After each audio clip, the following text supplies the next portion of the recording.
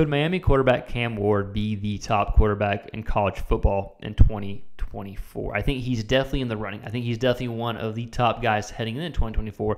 I think there's a few kind of pathways and a few things that can happen where he'll end up being, or he has a potential to end up being the top quarterback in 2024, right? So I think it's definitely up for debate. I think this is probably going to be one of the most talked about topics heading into 2024. Like, who's the best quarterback? Like last year, I think we had a clear 1 and 2, right? Last year in 2023, we had Drake May and Caleb Williams. You had a clear 1 and 2.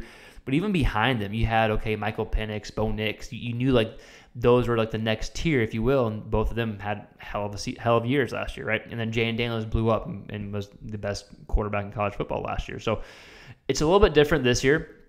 I think you could still have someone like how Daniels was last year blow up and come out of nowhere. I think that could happen this year, but heading into the season, there's no 1 and 2 like you had with May and Caleb Williams last year. So I think it's definitely up for debate, right? Like right now you have Cam Ward, Carson Beck from Georgia, Quinn Ewers from Texas, maybe Dylan Gabriel at Oregon, Will Howard at Ohio State, Shedeur Sanders at Colorado. You have a lot of like really good quarterbacks, but no one's really taken that kind of clear-cut number 1, right? So I want to talk about Cam Ward and talk about why I think there's a pathway for him to be the best quarterback next year.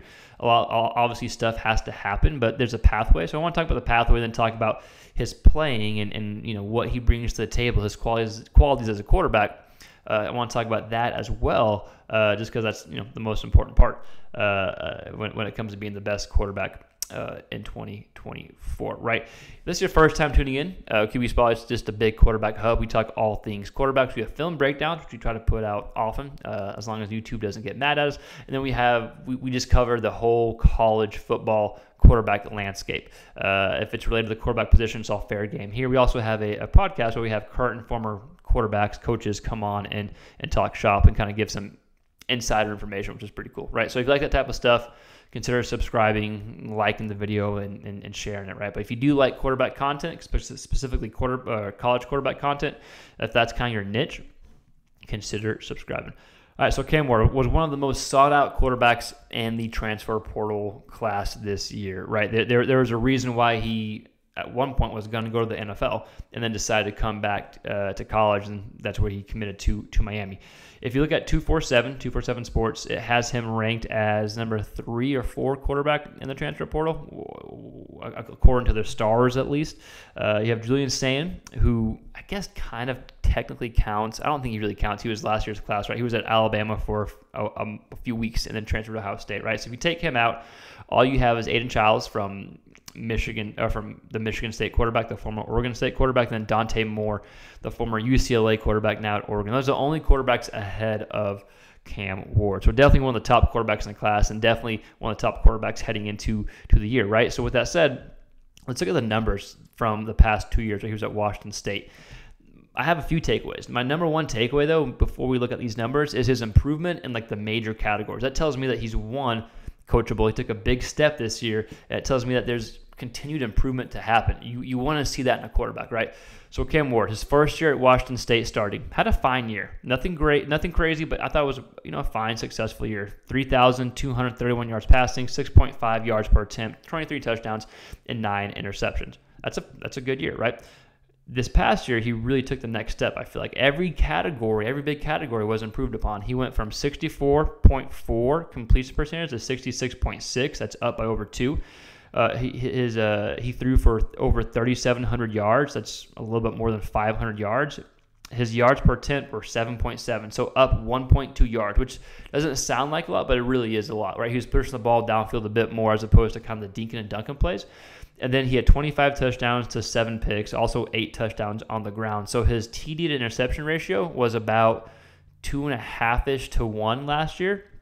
This year it was 3.5 to 1. So more touchdowns and less picks, and the ball was being pushed downfield more, right? So that tells us, the quarterback was taking steps. The quarterback was playing at a high level, right? I think it shows he's coachable, shows that he's developed. Now I would expect him to continue to take that step this year, right? So that's reason number one why he could potentially be the top quarterback in 2024. He took these steps last year. I would expect him to take more steps this year with a talented roster around him.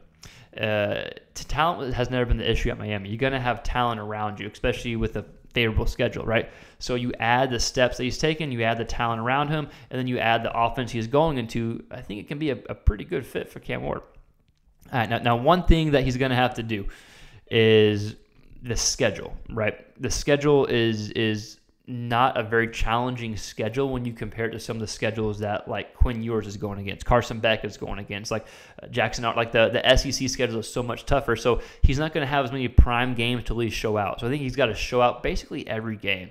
But the three biggest games that he's going to have to really show out are Florida, which again, they're not supposed to be that good. If they only win 5 games, then is it really a show-out game? But for right now, you need to show out against Florida, right? That's kind of the card you're dealt. So you need to show out against Florida, show out against Louisville, they're ranked, and then show out against Florida State. Those are your big games. You just don't have a ton of huge games, right? So there's not a lot of room for error. You know what I mean? So you have to really show out in those games. You can throw in Vautech too. I think Vautech can be pretty good. I like their quarterback. I might do something on their quarterback down the road, but I think you have to show out in these 3 or 4 games just because you don't have a ton of, big games like Oklahoma, like Jackson Arnold. He's playing against Texas, against Alabama, against LSU, against Mizzou, Tennessee, Auburn. Like he's playing against these huge schools where Miami just doesn't have the same schedule.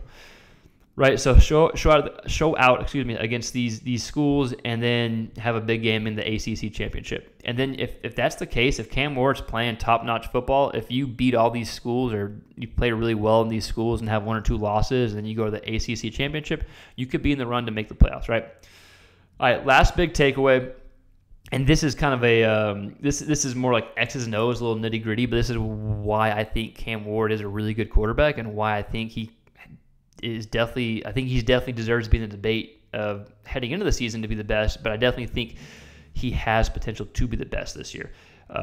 And one of my big takeaways is his ability to throw the football, his ability to read defenses without having to rely on play action. Play action is great. I think play action can be good for quarterbacks to help them get into the groove, right? But when you look at the dropbacks for play action and dropbacks for straight dropbacks, I think you look for what does a quarterback do really good at. If you see a quarterback that's really good in play action but not great on straight dropbacks, that may tell you that maybe he has a tough time reading defenses. Maybe he needs defenders to get out of position.